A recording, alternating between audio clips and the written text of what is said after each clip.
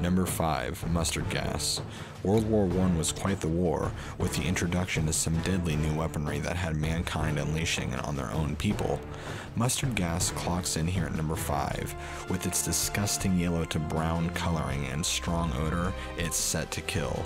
This gas is thicker and heavier than air itself and would cause the victim's lungs to basically fill up entirely with fluid, and the victim would actually drown. Number 4. Nerve gas. Nerve gases of all kinds have nowadays been totally outlawed by both the Hague and Geneva from 1899 until the more current date of 1993. All nerve gas pretty much works essentially the same. Your nervous system begins to shut down and malfunction while you start to internally hemorrhage and your respiratory system begins to fail.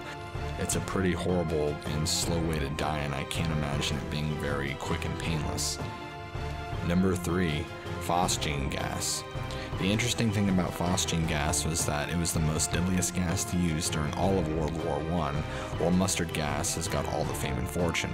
Phosgene gas is actually responsible for over 80% of the deaths from chemical weapons and bioweaponry in World War I. Extremely easy to produce in large quantities, phosgene gas devastates the lung tissue, causing it to break down and to stop taking in oxygen. Colorless and odorless, it would be total lung deterioration and symptoms would take time to show.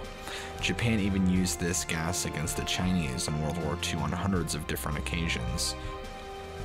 Did you know that non-metallic fragments used by weapons that can't be detected by an X-ray aren't allowed to be used in war at all?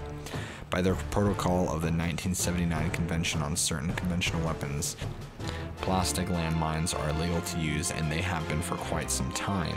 Field surgeons can't really dig out fragments of plastic since it's much harder to detect than metal, as well as getting out. Unfortunately, this still allows for the loophole of using other undetectable materials and plastic in weapon designs. Number 1. Snake pits. These are some of the older style traps that were strongly popularized by the Vietnam War. Dugout pits that were commonly fitted with extremely sharpened bamboo, so the victim would essentially fall onto them and impale themselves. What's worse is that the sharpened bamboo was usually smeared and rolled in human and animal feces to add severity and infection to the impalement. If a person were to fall and be impaled on these, it is not likely that they would live long afterwards. The infection caused from the feces and your open impalement wounds would pretty much cause you to die pretty quickly.